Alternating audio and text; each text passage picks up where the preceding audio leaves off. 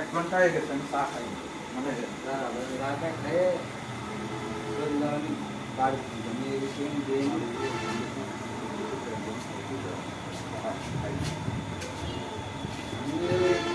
সকালবেলায় একটা খাইছি খেলে আর বাড়িতে যাবো 8টা 8:30টার মধ্যে